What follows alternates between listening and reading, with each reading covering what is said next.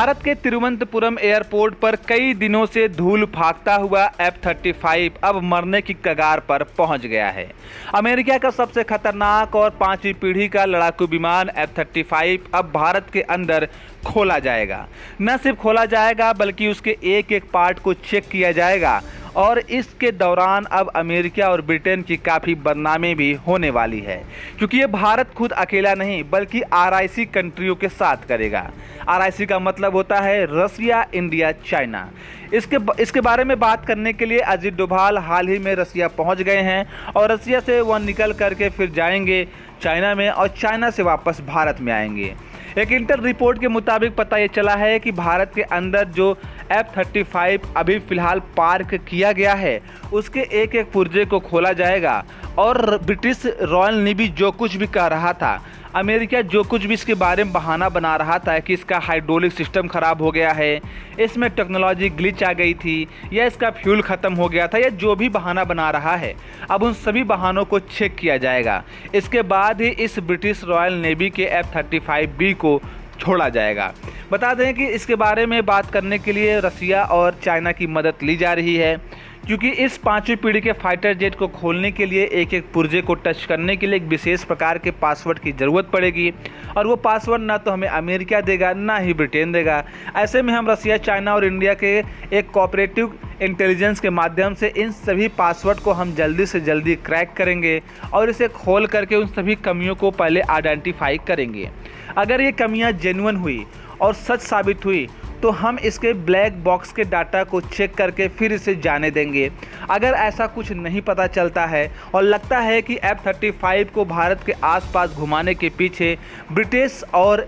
USA का साजिश था, तो हम इस F-35 को जाने भी नहीं देंगे बल्कि इसके सारे सबूत को इकट्ठा करके यूनाइटेड नेशन के सिक्योरिटी काउंसिल में सवाल खड़े करेंगे। इसमें रसिया और चाइना हमारी मदद करेंगे। अब आप लोग सोच रहे होंगे कि रसिया का तो चलो ठीक है, लेकिन चाइना हमारी मदद कैसे कर रहा है? तो आपको बता दूं कि अब भारत चाइना और रसिया के साथ रिश्ते अलग लेवल पर ले जाना चाहता है, जिसकी वजह से रसिया चाहता है कि भारत, रसिया और चाइना को मिला करके एक RIC नाम का ग्रुप बनाया जाए और यह ग्रुप इतना मजबूत और इतना ज़्यादा ट्रस्टेबल होना चाहिए जैसे अमेरिका, ब्रिटेन और इजराइल का है। इस बात पर ध्यान देते हुए अगर देखा जाए तो एक तरीके से भारत, रसिया और चाइना मिल करके एक ऐसा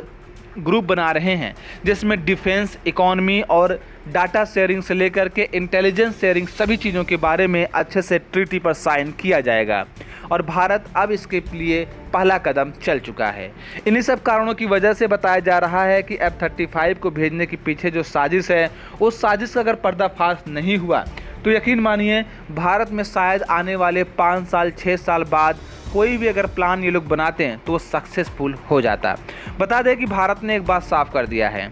कि ब्रिटिश रॉयल नेवी का जो ये एयरक्राफ्ट हमारे पास आ गया है ये ऐसे ही नहीं आया है। भारत इस बात में श्योर है कि इसके पीछे कई कारण हो सकते हैं। हालांकि एक दो प्रॉब्लम टेक्निकल ग्लिच का भी हो सकता है, लेकिन उसे इसलिए बनाया गया होगा क्योंकि भारत के रडार सिस्टम ने F-35 को पकड़ लिया था। भारत के F-35 के पकड़े जाने के बाद अमेरिका जहां पूरी दुनिया में बोल रहा था कि हमारा 5वीं पीढ़ी का जो लड़ाकू विमान है वो एक घोस्ट लड़ाकू विमान है जिसे पकड़ा नहीं जा सकता, आखिरकार उसे पकड़ा गया और न सिर्फ पकड़ा गया बल्कि उसे मजबूरी में लैंड कराने के लिए मजबूर किया गया। देखिए, भारत एक बात तो साफ बोल दिया है कि F-35B के उतरने का अगर जेन्युइन कारण हमें पता नहीं चलता है तो हम इसे जाने नहीं देंगे। अगर जेन्युइन कारण पता चल जाता है तो उसके बाद हम ब्लैक बॉक्स को चेक करेंगे, सब कुछ ओके रहता है फिर इसके बाद जाने देंगे। अदरवाइज़ अब F-35 भारत की ज़मीन पर कई सालों तक धूल फाकता हुआ नज़र आ सकता है।